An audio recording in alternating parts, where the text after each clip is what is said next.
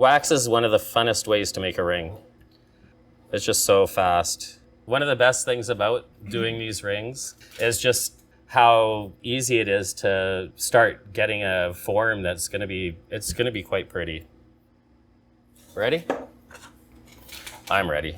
The very first step is to make sure that I have a nice flat edge here, because as it stands, this is just from the factory and it doesn't have a flat edge. So I'll use this file. This is called a Volcrylic file. It's made especially for waxes and plastics. And I'll just clean up that edge.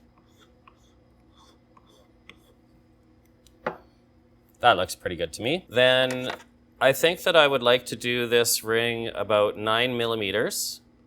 I get my dividers, a little bit out or a little bit in. Okay, so that's good.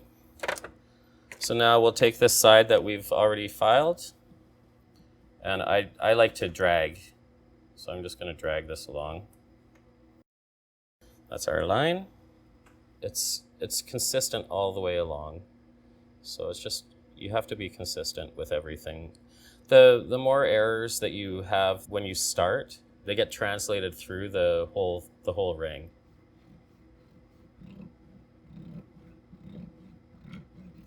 I never used to really like precision, but when I ended up going to school for jewelry, it sort of stuck with me that it's very important. Every measurement is key.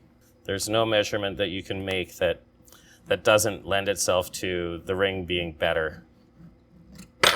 If you look at the edge, you can see all these saw marks all the way along. That's not good for us, because when we start striking lines, they get lost. So every single process you do, you start cleaning it up. Clean up your edges. So that looks quite good to me. So now I'm just going to grab this stick. I'm just going to try and make it all perfect. So what we'll do is we'll size the ring. So I go from side to side just so that hopefully the narrowest part is in the middle of the ring. Now what I'd like to do is take this cylinder, and I'd like to make it a sort of a tapered cylinder. Let's do some marks. So yeah, that looks good to me. So layout line,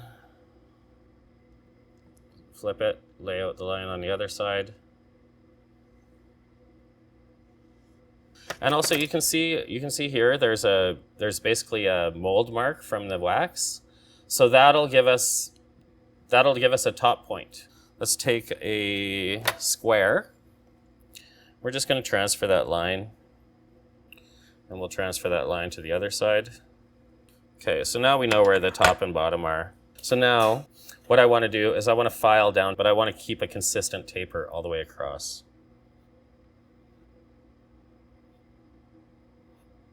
Where are we at? We're there. Still got another almost 2 millimeters to go, I think.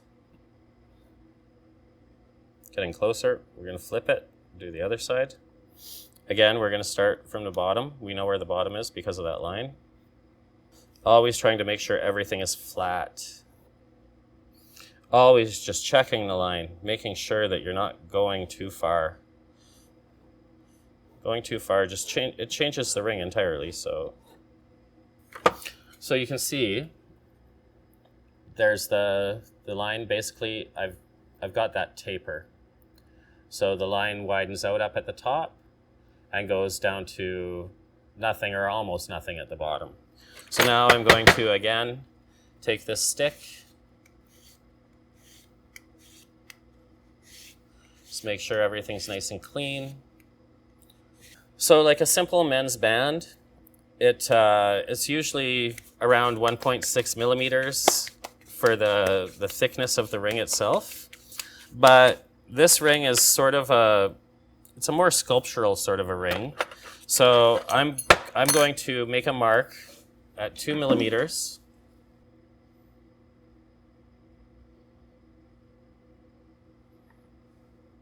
Again, strike the line.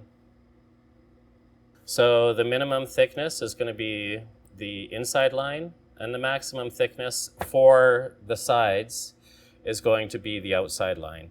Now that we have our size, We have our thickness. So now we're going to start sculpting out the shape. I like to use the curved edge on an angle on the bench pin. So let's start. We're just going to work on a sculptural form today rather than something that is absolutely precise and perfect. So you can see it's starting to turn into this faceted ring. See how there's all these lines? That's because we're using the coarsest edge of the file. So continue along. There we go. So now I'm just going to switch to the finer side of the file.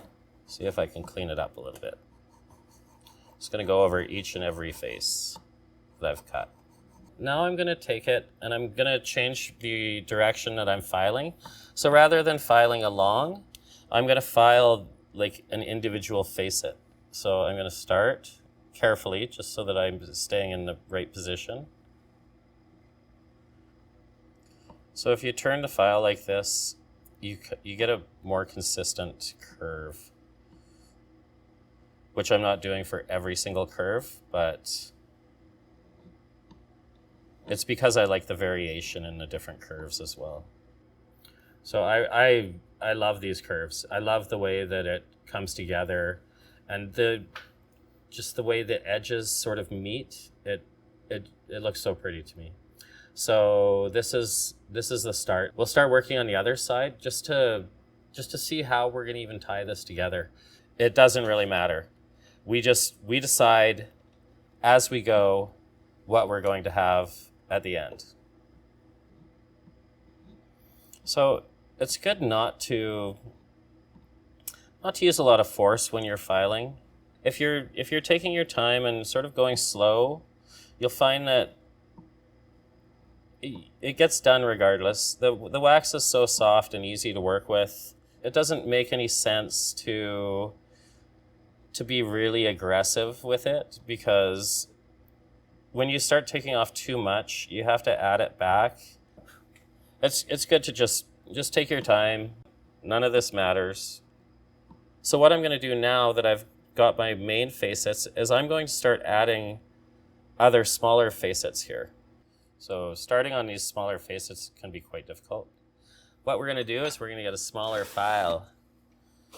So I have these files here.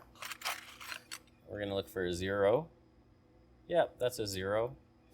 And maybe we'll get a round. Oh, here's a rat's tail. Let's take the rat's tail. Start with the rat's tail, because see how it's quite fine and small? So I'm starting on the high point.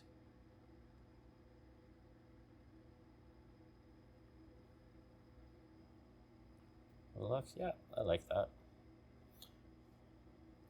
Look at this big beauty. Let's get rid of it.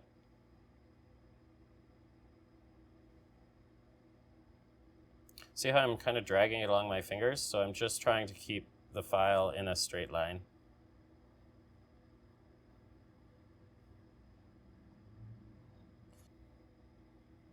Now we can see these were the coarser facets done with this Velcrylic file. So, and then we can see that these are the smaller facets that are being done with the rat tail. You can see the difference. So this has a wide curve to it. And this one, while it still has a fairly flat curve, it's just narrower. But now what we're going to do is we're going to try and do the same thing on the other side. So you can see there's these high points, these peaks. So this peak will take down, this peak will take down. This one we may do a little bit, and a little bit, and a little bit, and we'll take this down. But what I'm trying to do is I'm trying to push the file, and I lift it up, and I bring it back, and I push the file again. So it's better not to pull the file. It kind of just gums up the teeth. So it can sometimes be a little difficult to get started on these high peaks. So sometimes you have to kind of move your hand in a way that seems unnatural, which it is, but you have to start. So it's starting to gain some consistency. we have got some nice sharp little edges that meet and they sort of dance around the ring, which is just the way the light reflects off these rings. They're quite beautiful. We have this unfinished bit where we are going to put a stone. So I think that with this ring, I would like to use a Briolette sapphire. So they're sort of a teardrop shape in the round. So this ring we're gonna do in silver. Where's some silver? This is pure silver, but I just kind of want to see what color. It looks like maybe this nice sort of washed out green blue one, that stone would be nice. Put it there. So it's a little washed out, but at the same time, it just lends it a little bit of color. So we're just going to figure out how wide this is. Around 3.4, I think. So now I'm just going to see if I can find a ball burr that might fit that. So this is just under 3. So we'll start with that. You always want the setting in the wax to be, for me, I always want it to be just a little bit smaller so that I can finish it properly once it's in metal. I'm going to find a drill bit. So there's a nice drill bit. Is it? No, that's a cylinder burr. There's a nice drill bit. That'll be good. I'm going to do this by eye. So I'm just going to find about the center.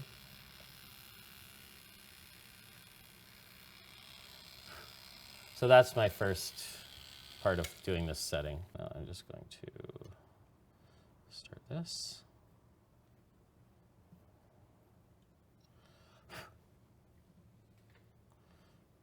So we've got a good start.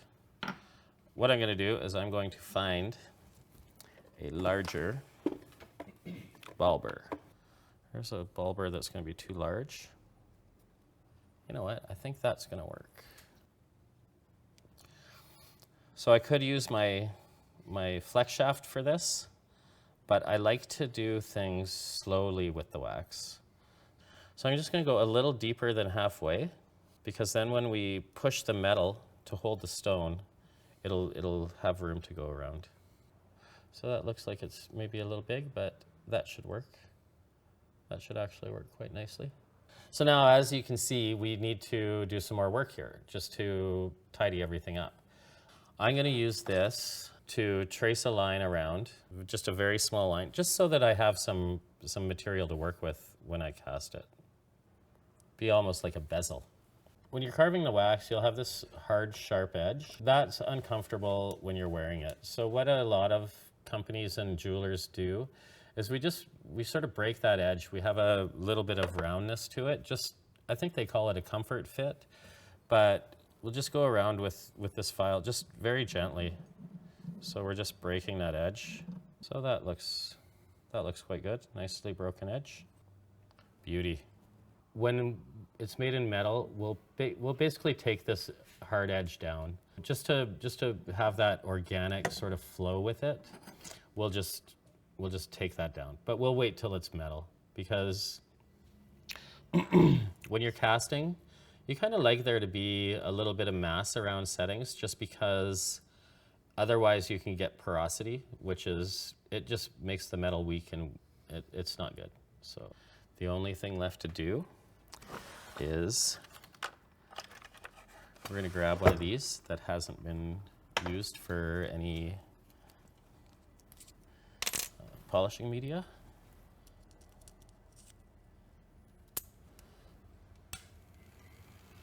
And just sort of go along the edges, and we can improve the surface texture. The cleaner it is when we go in for the casting, the better the piece comes out.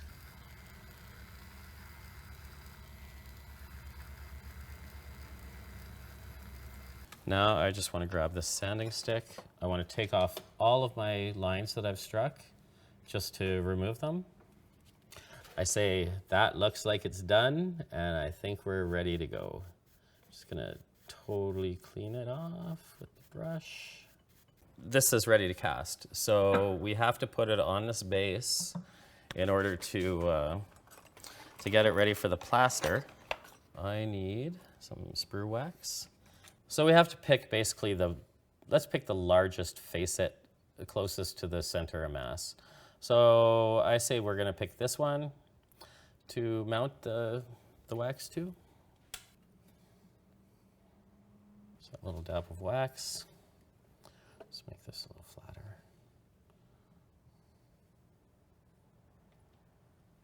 Put that there.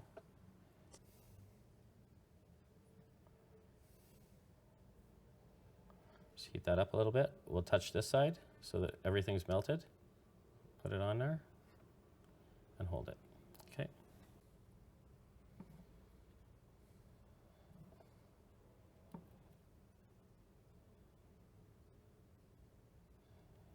Now,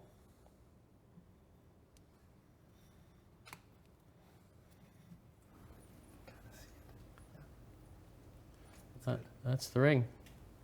Ready to go.